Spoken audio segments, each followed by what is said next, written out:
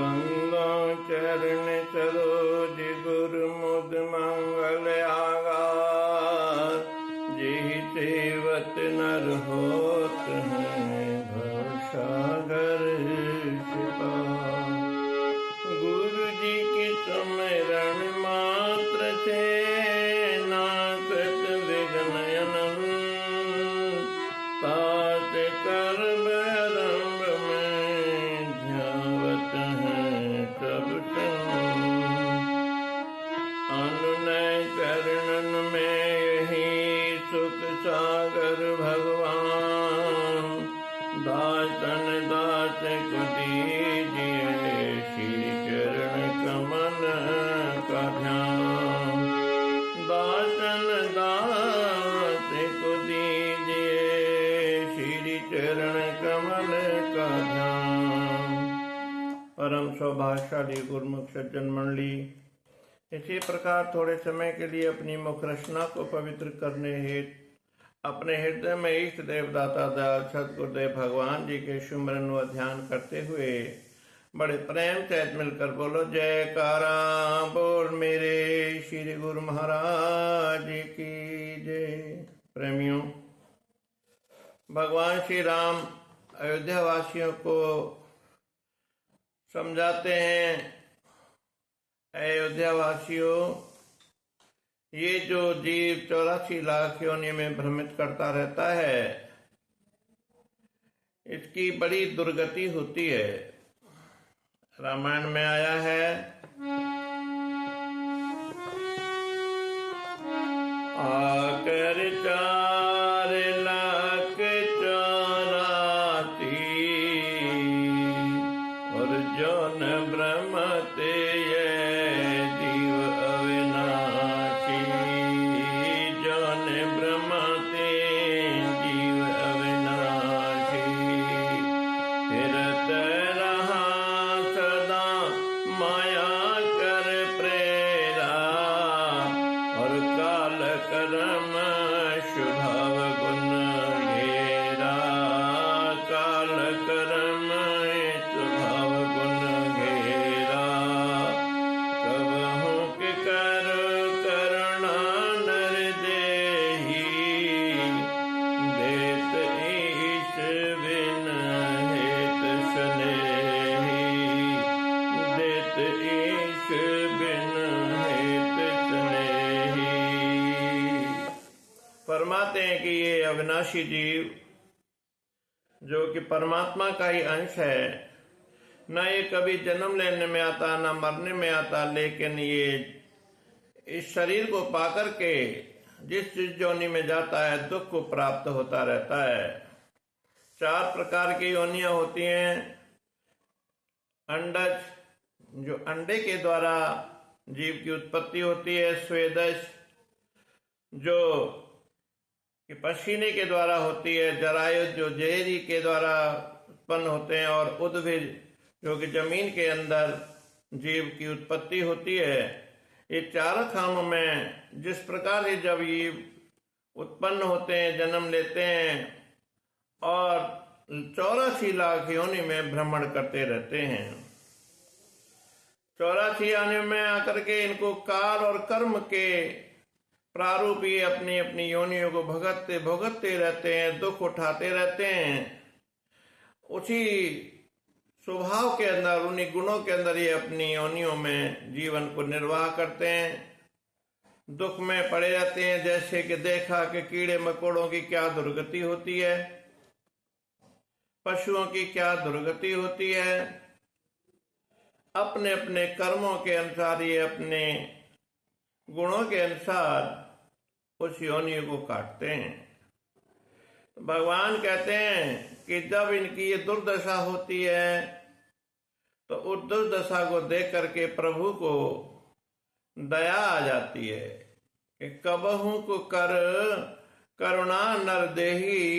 देत ईश बिन हेत स्नेही।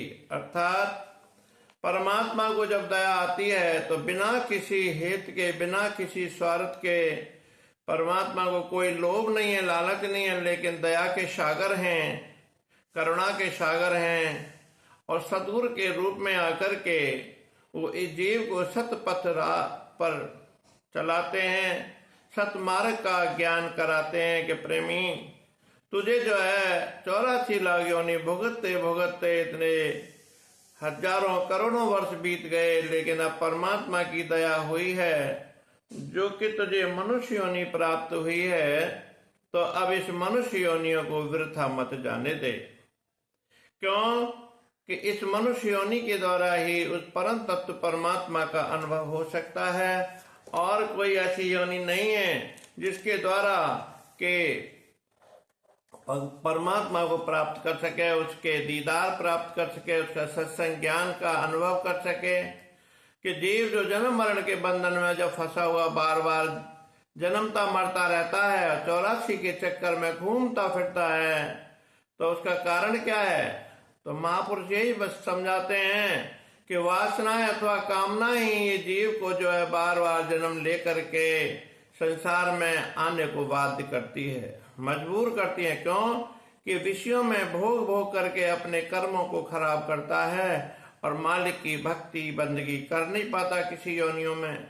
इसलिए महापुरुष फरमाते हैं कि मनुष्य तन जब तुझे मिल गया है तो सत्पुरुषों की चरण शरण में जाकर के उनकी श्री आज्ञा में रह करके उनके बताए हुए नियमों को पालन करके तब जब तू उनकी श्री आज्ञा में रहेगा तो 84 लाख योनि से तुझे छुटकारा मिल सकता है, और वो आनंद, वो अनुभव, वो भक्ति का रस तुझे प्राप्त हो सकता है, जिस भक्ति के लिए बड़े बड़े ऋषि मुनि महापुरुष परम तत्व परमात्मा की प्राप्ति के लिए गुफाओं में साधना करते रहते हैं। ये तो सतगुरु की बड़ी कृपा है कि जो कि इस जीव को समझाने के लिए स्वयं परमात्मा का रूप में से अपने संत रूप धारण करके यहाँ आए हुए हैं। सहजो भाई जी कहते हैं कि सहजो रहे मन वासना तैसी पावे ठौर, जहाँ आस तहाँ वास है निश्चय करी कठोर। देह छुटे मन में रहे सहजो जैसी आस, देह जन्म तैसो मिले तैसे ही गर्वास। अर्थात भाई सहजो भाई जी फरमाती हैं कि जैसी जैसी वासना में रह करके जीव अपनी योनि को भुगतता रहता है और अंत समय पर जो उसको ध्यान रहता है वो उसी तरह से अपने योनि में प्रवेश कर जाता है और उसी में चक्कर काटता रहता है। देह छुटे मन में रहे सहजो जैसी आस, मन में जो भावना रहती है, मन में जो इच्छा रहती है, मन में जो विचार रहते हैं, जब देह छूटने के समय पर अर्थात शरीर छूटने के समय पर इस मन में जो विचार पैदा हो जाते हैं तो देह जन्म फिर उसको वही देह मिलती है, वही शरीर मिलता है, तैसे ही घरवास उसी घर में प्रवेश करता है, वही घर मिलता है उसको रहने के लिए। कीड़े मकोड़े में, सर्प योनियों में, पशु योनियों में।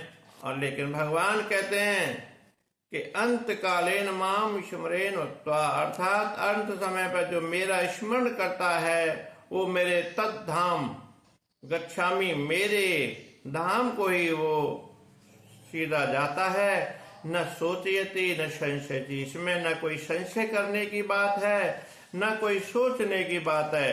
तो महापुरुष हमको यही बार बार समझाते हैं कि ए मेरे भोले प्राणी, तू मनुष्य तन को प्राप्त करके इस तन को ऐसे ही मत गवा, परमात्मा के चरणों में अर्थात सतगुरु चरण शरणों में जाकर के उनकी शरण प्राप्त कर ले, उनकी श्री आज्ञा में रह करके, उनकी श्री मौज में रह करके अपनी भक्ति परमार्थ के राह को सुधार ले, ताकि तुझे 84 लाख योनि में फिरना भुगतना पड़े। बोलो जयकारा बोल मेरे श्री गुरु महाराज की जय।